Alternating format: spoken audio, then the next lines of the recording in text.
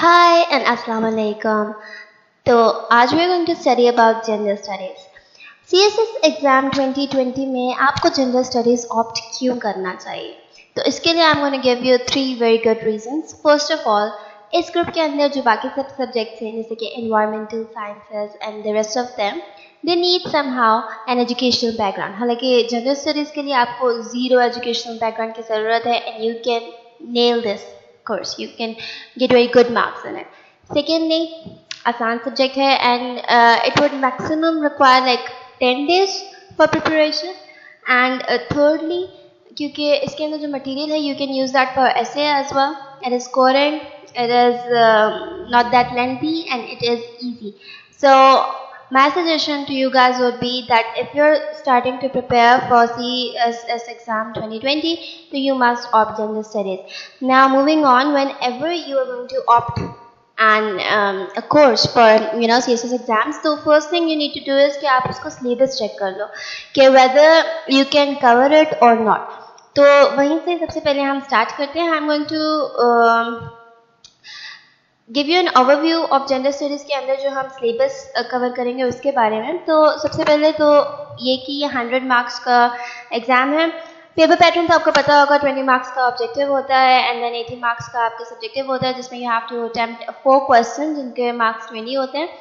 तो उसके अंदर हमारा जो फर्स्ट पोर्शन है, हमारा जो सिलेबस है that is actually divided into 8 portions. जिसमें जो फर्स्ट पोर्शन है that is introduction to gender studies.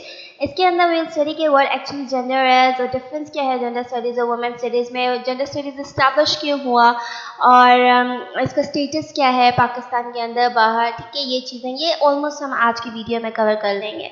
इसके बाद है हमारे पास social construction of gender.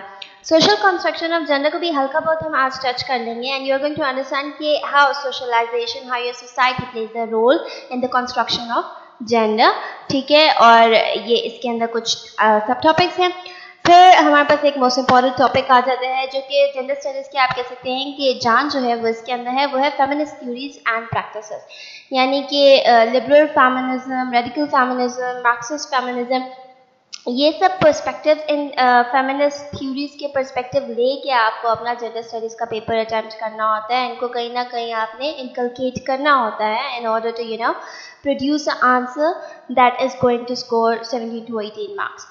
Then feminist movements में there's first wave, second wave, third wave, fourth wave. Specially जो अभी आप लोगों को पता होगा about the Me Too movement, उसको भी हम इसके अंदर कवर करेंगे. Then the fifth part is gender and development. Gender and development के अंदर we are going to study about कि how the development impacted gender. As you know कि जो आपकी development हुई उसके अंदर from the colonization to the capitalistic system, from agrarian societies to industrialization. तो ये सब changes ने जेंडर पे खसूसन वुमेन के ऊपर क्या इम्पैक्ट हुआ वो सब इसके अंदर कुछ कवर होंगे. हमारे पास थ्योरीज आएंगी जिसके अंदर हम देखेंगे कि कहाँ जो है वुमेन पीछे लैग कर गई, क्यों उनको साथ लेके नहीं चला गया. ठीक है, तो ये इन चीज़ों के अंदर कवर हो जाएगा. ऑल अराउंड द वर्ल्ड के अंदर status of women in Pakistan, as I told you कि ऐसे के अंदर ऐसे के पेपर में एक टॉपिक जो होता है दैट इज अबाउट फेमिनिज्म, कई सालों से आ रहा है. तो you are going to get the material out of this subject जो कि आप उस ऐसे के अंदर, अगर आपको इन केस कोई और ऐसे नहीं आ रहा तो आप उसके अंदर ये वाला ऐसे अटैम्प्ट कर सकते हैं. ठीक है, और स्टेटस ऑफ वुमेन पाकिस्तान के अंदर कि हमारा वुमेन के एजुकेशन का स्टेटस क्या है, एम्प्लॉयमेंट का क्या है, हेल्थ का क्या है, लॉ का क्या है. It's about that. Gender and governance के अंदर हम लोग पॉलिटिकल अरीना के अंदर वुमेन कहाँ स्टैंड कर रही हैं ये हम लोग चेक करेंगे. हम देखेंगे कि आखिर as being a women voters को, कैंडिडेट्स को, रिप्रेजेंटेटिव्स को क्या इशू फेस करने पड़ते हैं और पॉलिटिकल कोटा का पाकिस्तान के अंदर इम्पैक्ट क्या है. यानी कि वो जो होता है ना कि कुछ सीट्स आपकी वुमेन सीट्स हैं तो उससे क्या आपको फ़ायदा हो रहा है और वो किस लेवल की है.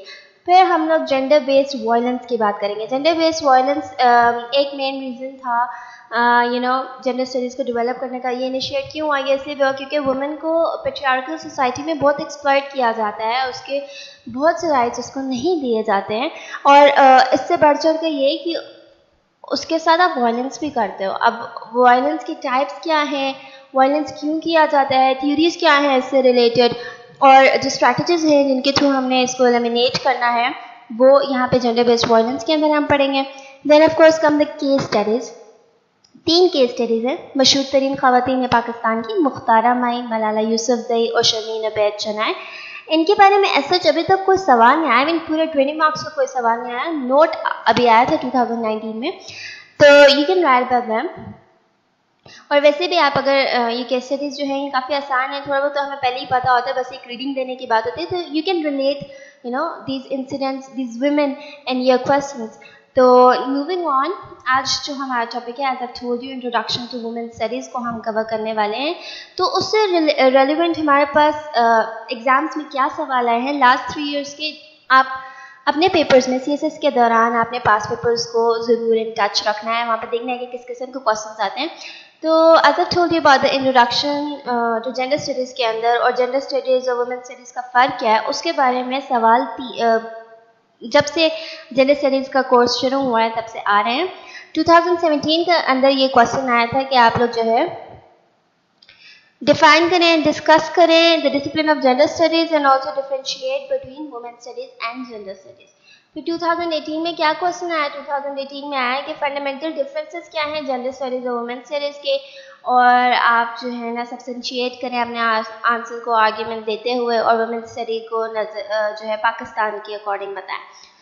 2019 में भी सेम सवाल आया है कि आपने जेंडर स्टडीज़ और वुमेन स्टडीज़ के डिफरेंस बताएं और क्यों इस्टेब्लिश किया गया इसको, और पाकिस्तान के रेफरेंस के थ्रू आप जो है अपने आंसर दें। ठीक है, तो ये 3 सालों के अंदर आपने देखा कि क्या एक सवाल पूछा गया है कि जेंडर स्टडीज़ और वुमेन स्टडीज़ का डिफरेंस क्या है, पाकिस्तान में स्टेटस क्या है, क्यों इस्टेब्लिश करना पड़ा। इन सब क्वेश्चंस के आंसर हम आज की वीडियो में पढ़ेंगे। तो first and foremost we are going to say कि व्हाट इज़ जेंडर। जैसे मैं जेंडर का नाम लेती हूँ तो आपके जहन में क्या चीज़ आती है, मैन, वुमेन। तो ये चीज़ें जो हैं ये भी ठीक हैं, लेकिन actually this is sex, this is not gender. तो हम अब 2 चीज़ों का डिफरेंस करने वाले हैं, एक सेक्स है और एक जेंडर है। ठीक है, अब उसके अंदर डिफरेंस क्या है। Sex is a biological thing, you can not change it, it's fixed, it's a fact. ठीक है, अब सेक्स के अंदर क्या है कि person of one sex cannot enter into the domain of an other person। यानी कि for in the perspective of अगर हम फंक्शन देख लें तो रिप्रोडक्शन का जो फंक्शन है वो कौन करेगा, मेल करेगा, फीमेल करेगी, राइट। मेल तो नहीं कर सकता। तो आप एक जो सेक्स है वो दूसरे सेक्स के डोमेन में एंटर नहीं हो सकता फंक्शनली। लेकिन जेंडर स्टडीज़ के अंदर, जेंडर के अंदर हम लोग क्या बात करेंगे, हम बात करेंगे रोल्स की, बिहेवियर्स की, पैटर्न की। Gender is a quite subjective term. ठीक है, इट चेंजेस विद टाइम। ये आपका सोशली और कल्चरली कंस्ट्रक्ट होता है, आपके साथ जो सोशलाइजेशन होती है, जो इंटरेक्शन होती है उसके थ्रू। इट्स फ्लूइड, यानी कि it can change over time. ठीक है, यानी कि इसकी बेस्ट एग्जांपल ये है कि I have actually studied in a women university. तो हमें यूनिवर्सिटी में काफ़ी सारे टॉम बॉयज़ थे, यानी कि they completely dress like boys और लगते भी वो लड़के थे। लेकिन अगर आप उनको किसी शादी में या किसी पार्टी में देखें तो वो एक कम्प्लीटली डिफरेंट अटायर में बहुत ही खूबसूरत सी लड़कियां बन के आ जाते थे। That was very shocking to me कि ये कैसे, मतलब कभी लड़के कभी लड़के। तो दैट इज जेंडर, यानी कि it's a very subjective term. Secondly कि इसकी अगर हम बात करें तो हम कहते हैं कि if a women is a women that is sex. ठीक है, यानी कि औरत जो है वो फीमेल है, शी इज़ अ वुमेन, ये हो गया सेक्स। लेकिन जेंडर जो है it's a broader concept, it's a broader perspective. यानी कि women is not only a women, उसकी एक सर्टेन क्लास है, एक रिलीजन है, एक सेक्सुअलिटी है। तो ये सब चीज़ें जो हैं ये जेंडर के अंदर आ जाती हैं। फिर इसी तरह आप सेक्सुअलिटी की बात की तो इसके अंदर लेस्बियन, गे, ये चीज़ें भी आ जाती हैं, यूनिक्स भी आ जाते हैं। तो gender is a broader concept. फिर बात करते हैं कि वाई स्टडी जेंडर।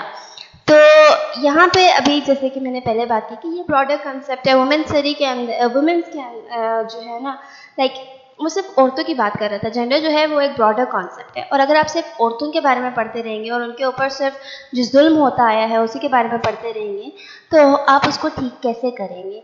किसी चीज़ को ठीक करने के लिए आपको ये देखना पड़ता है कि गलती हुई कहाँ है। तो we need to go back to the history and we need to understand the role of the oppressor. अगर हम ऑप्रेसर को जानेंगे नहीं, उसको समझेंगे नहीं, तो हम उसके उसको चेंज कैसे करेंगे। सो जेंडर जो है it talks about all kinds of genders are included in it, masculinity, femininity, और इस किस्म के सारे नाम जो हैं उन सब के लिए it's a collective term gender. तो उसमें ये सब कवर होता है। इनका आपस में रिलेशन क्या है, फिर पेट्रियार्कल सोसाइटी कैसे बनती है, या सोसाइटी का कोई भी स्ट्रक्चर कैसे क्रिएट हुआ है और उसको कैसे चेंज किया जा सकता है, सब्जेक्ट्स का, डेवलपमेंट का, आपके लिटरेचर का, इन सब का क्या इम्पेक्ट पड़ रहा है, ये सब का सब जो है ये जेंडर के अंदर आ जाता है। तो इसलिए हमें जेंडर स्टडी करना चाहिए। जेंडर स्टडी करने से पहले हम लोगों को कुछ इंपॉर्टेंट थ्योरीज को देख लेना चाहिए, ठीक है। उसके अंदर सबसे पहले हमारे पास फंक्शनल थ्योरी आ रही है। फंक्शनल थ्योरी जो है वो टैलकेट पार्सन ने 1950 के अंदर दी थी।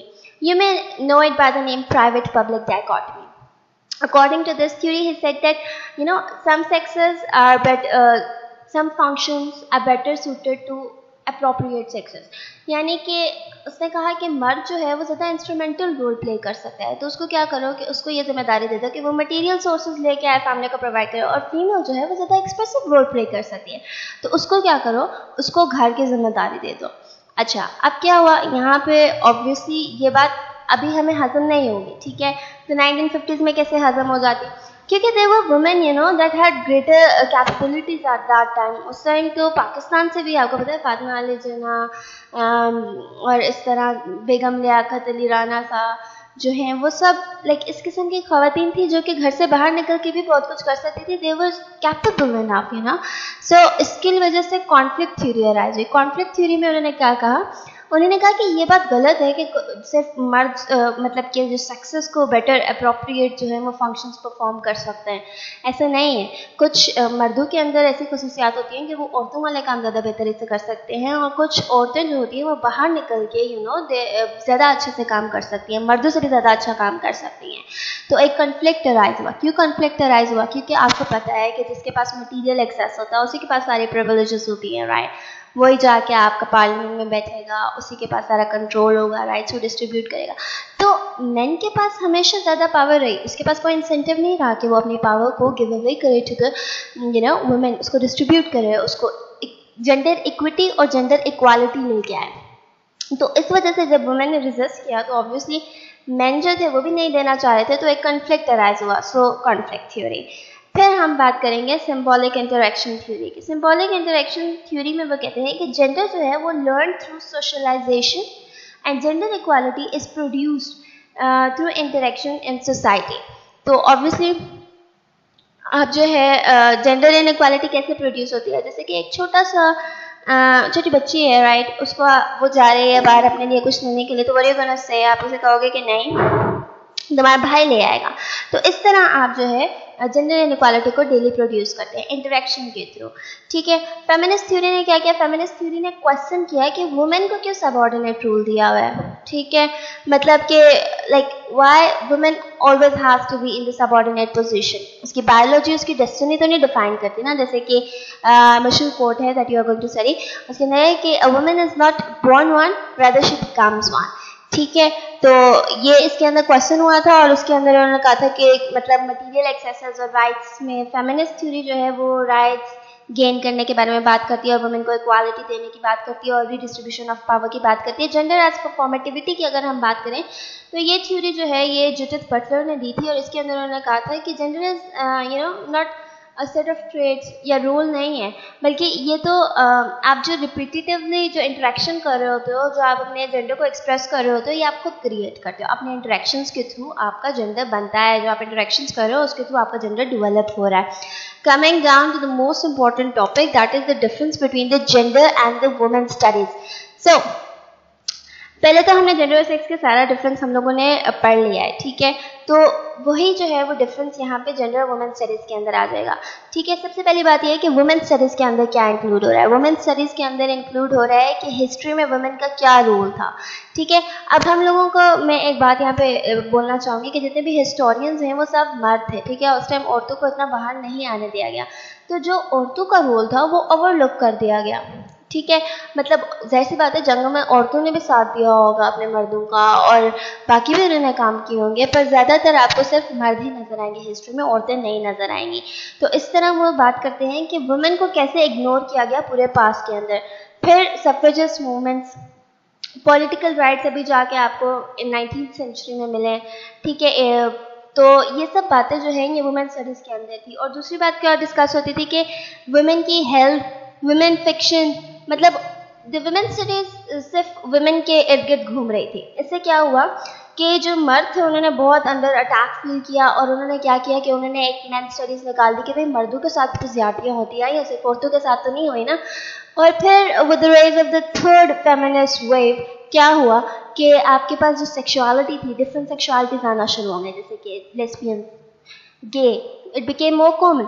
तो फिर जो आपके स्कॉलर्स थे जेंडर स्टडीज़ के और वुमेन स्टडीज़ के, उन्होंने कहा कि ये तो भाई आपका जो सब्जेक्ट है, अभी जैसे मेन स्टडी निकला है तो फिर क्वेयर स्टडी निकल आएगा, उसके अलावा आपके पास ये लेस्बियन स्टडी निकल आएगा, गे स्टडी निकल आएगा, तो ये सब सेक्सुअलिटी तक महदूद रह जाएगा। तो इस बात को ख़त्म करने के लिए जेंडर स्टडीज़ को लेके आना ज़्यादा ज़रूरी था। अब मोस्टली जो कोर्सेज हैं उनको, जो वुमेन स्टडी के कोर्सेज हैं या प्रोग्राम्स हैं, उनको जेंडर एंड वुमेन स्टडीज़ का नाम दे दिया गया है, क्योंकि ये ज़्यादा रिस्पेक्टफुल है और ज़्यादा इट मेक्स मोर सेंस। अच्छा, अब अगर हम ये सारी तो वुमेन स्टडीज़ की बात हो गई, और women study is basically a precursor to the gender studies. अब हम आ जाते हैं कि जेंडर स्टडीज़ के बारे में बात करने को, ठीक है। Gender study, as I've told you, it not only talks about women, it talks about men, it talks about eunuchs, it talks about lesbians, gays, queer, the whole LGBTQ theory. तो उन सब लोगों के राइट्स के बारे में बात करती है। इनका most importantly it talks about the relation between these genders, और सोसाइटी के अंदर ये कैसे अपना अपना रोल जो है वो प्ले कर रहे हैं, ठीक है। उनके रोल्स क्या हैं, बिहेवियर क्या है, पैटर्न्स क्या हैं, और जैसे आप सोशली और कल्चरली जो है आप जेंडर को कंस्ट्रक्ट कर रहे हो, तो इसका आपके थॉट प्रोसेस पे क्या फ़र्क पड़ रहा है, ठीक है। क्योंकि ऑब्वियसली जब आप एक बच्चे को कहोगे कि आप नहीं बाहर जा सकती, आपका भाई जाके आपके लिए लेके आएगा, तो क्या हो रहा है, that girl is going to be shy. वो फिर कोई आउटडोर जॉब नहीं करेगी, वो अपने लिए कोई इजी सी जॉब देगी, कैसी, लाइक टीचिंग काइंड। जैसे अभी पाकिस्तान में ज़्यादातर औरतें क्या करेंगे, दे आर टीचिंग, ठीक है। तो ये हमारी थोड़ा जेंडर स्टडीज़ और वुमेन स्टडीज़ के बारे में बात हो गई है। अच्छा, इसके अलावा हाँ जी, जेंडर स्टडीज़ की अगर हम दूसरी बात करें, ये ऑल इंक्लूसिव है, जैसे कि अभी मैंने बताया। दूसरी बात ये है कि ये इंटरडिसिप्लिनरी है। इंटरडिसिप्लिनरी का क्या मतलब है कि इसके अंदर आप जितने भी सारे सब्जेक्ट्स हैं, लाइक लॉ है, और आपका हिस्ट्री है, आपकी इकोनॉमी है, आपका पॉलिटिकल साइंस है, ये सब के सब से आपका मटेरियल आ रहा है जेंडर स्टडीज़ का। यानी कि जेंडर स्टडीज़ के अंदर इन सब के अंदर से मटेरियल ड्राइव होके आ रहा है, क्योंकि वुमेन खाली एक वुमेन नहीं होती, उसकी एक नेशनैलिटी होती है, उसकी एक रिलीजियस आइडेंटिटी होती है, उसकी एक कास्ट होती है, एक क्लास होती है। Women these days are not only being exploited by men, उसकी अपर क्लास की जो वुमेन हैं, जो उनके एम्प्लॉयर्स हैं, वो भी उनको एक्सप्लॉइट कर रही हैं। तो you need to talk about कि पूरी सोसाइटी के अंदर कौन ऑप्रेस हो रहा है, ठीक है, किसके राइट्स उसको नहीं मिल रहे, कहाँ पे गड़बड़ है। तो you need to realise from that, और उसके अंदर आप फिर सारी चीज़ें लेके आते हो। You talk about the legal system, you talk about the economy, you talk about the facilities that should be given, the rights, politics. तो ये सब के सब चीज़ें जो हैं ये हम जेंडर स्टडीज़ के अंदर पढ़ेंगे। Then of course it is a multi disciplinary subject. Multi disciplinary subject क्या, क्योंकि इससे आपकी हर चीज़ पे अफेक्ट हो रहा है। कैसे हर चीज़ पे अफेक्ट हो रहा है, लाइक औरतें अगर बाहर निकल के काम ना करती तो आपका ये जो इंडस्ट्रियल एरा आया था ये कैसे चलता, ठीक है। तो ये हमारा कुछ जेंडर स्टडीज़ और वुमेन स्टडीज़ का डिफरेंस हो गया है। इसके अलावा हम लोग बात करें तो हम बात कर सकते हैं about multidisciplinary nature of women studies, इसके अंदर कुछ चीज़ें हैं लाइक हम सबसे पहले बात करते हैं इकोनॉमी की। इकोनॉमी को अंदर जेंडर स्टडीज़ जो है वो कैसे अफेक्ट कर रहा है। उसके अंदर आप देखें कि अब मेल एक्टर्स इतने ज़्यादा पेड होते हैं, ठीक है, और फीमेल एक्टर्स को उनसे रिलेटिवली कितना कम मिल रहा होता है, मतलब थोड़ा बहुत भी नहीं है, 20% 30%, उससे बहुत कम उनको मिल रहा होता है। इसी तरह हर रोल में आप देखें औरतें क्या हैं, अनपेड वर्कर हैं, घर के अंदर अब देखा हाउस वाइफ को पूरा दिन सुबह से लेकर रात तक काम करती हैं, but what do they earn, 0 rupees. So इस तरह आपकी इकोनॉमी पे भी बहुत फर्क पड़ रहा होता है। फिर साइकोलॉजी कैसे जेंडर स्टडी को लाइक अफेक्ट कर रही होती है। हमारी क्या साइकोलॉजी है कि जो औरतें हैं ना वो प्राइमरी लेवल तक बहुत अच्छा पढ़ा लेती हैं, इसके बाद when you go to the university आपको मेल टीचर्स चाहिए होते हैं, और यार फीमेल टीचर सही नहीं पढ़ाते हैं, आपको जो है मेल टीचर से पढ़ना है ये वो, ठीक है। इस तरह ये भी इम्पैक्ट करता है। लॉ, आपका लीगल सिस्टम, ये भी आपके जेंडर को बहुत ज़्यादा इम्पैक्ट करता है। फॉर एग्जांपल कि इंडिया में अभी लीगलाइज हुआ है ये जो कि मैरिजेस वगैरह होती हैं, तो इन केस अगर पाकिस्तान में या कहीं भी वर्ल्ड के अंदर जिन कंट्रीज़ के अंदर ये लीगलाइज नहीं हुआ अभी तक, वहाँ पे गे अपनी आइडेंटिटी को इस तरह शो नहीं कर सकते, ठीक है। तो ये बड़ा मसला होता है। उसके बाद हम एंथ्रोपोलॉजी की बात करें। एंथ्रोपोलॉजी में हम देखते हैं कि ये जेंडर्स डेवलप कैसे हो रहे हैं। लाइक फॉर एग्जांपल अगर कोई लेस्बियन है तो वो लेस्बियन क्यों है, क्या उसने अपने बचपन में क्या एक्सपीरियंस किया ऐसा कि उसको मर्दों से सच नफरत हो गया and she only wants to live with a woman, ठीक है। उसके बाद we are going to talk about geography के अंदर जेंडर स्टडीज़ की बात करें तो ज़मीन आसमान का फ़र्क होता है। Like a Canadian woman can not imagine to stay at home and not earn, however Pakistani woman on the other hand can easily imagine to be a housewife, घर रह के भी वो काम कर रही है लेकिन उसको कुछ नहीं मिल रहा, ठीक है। इस तरह आपकी ड्रेसिंग, आपकी क्लोथिंग, ये सब चीज़ें जो है, आपकी स्पीकिंग, आपकी education, all this you know constructs your gender at the end. तो अच्छा, इसके अंदर बहुत एक इम्पॉर्टेंट बात यह है कि लिटरेचर भी जेंडर को बहुत ज़्यादा इम्पैक्ट कर रहा होता है। कैसे इम्पैक्ट कर रहा होता है? फॉर एग्जांपल मैं अगर कहूँ कि like there is always a binary division, ठीक है, जैसे कि एक्टिव पैसिव हो गया और इसी तरह लाइक सारा कुछ। तो इस बाइनरी डिवीजन के अंदर हायरार्काइजेशन जो होती है वो बहुत नज़र आती है। कैसे नज़र आती है कि एक पार्टी को ऑब्वियसली हायर होना होता है दूसरी पार्टी से, तो इस तरह क्या होता है कि जो मर्द वाली साइड होती है वो हमेशा हायर हो जाती है, उसको हमेशा पॉजिटिव लिया जाता है, और औरत वाली साइड हमेशा negative, lower, passive, you know. तो ये चीज़ें जो है we need to overcome this. अपने लिटरेचर और आर्ट में हमें वुमेन को लाइक अभी जो हमारे मूवीज़ बन रही हैं उसमें क्या होता है कि आपके हीरोज़ को ही फुल ऑन स्क्रीन कवरेज मिल रही होती है और हीरोइन को क्या मिल रहा होता है, बस 1-2 आइटम सॉन्ग आके कर लो और बस हो गया काम। तो इस तरह आप वुमेन के रोल को बहुत मिनिमाइज कर देते हो। तो अभी रिसेंटली जो मूवी आई थी धीरे धी वेडिंग इंडिया के अंदर, तो वो शो करती है कि उधर वहाँ पे फेमिनिज्म ने किस तरह जोर पकड़ लिया है एंड हाँ वुमेन जो हैं वो निकल कर अपना राइट्स लेना चाह रही हैं, they want to snatch it of.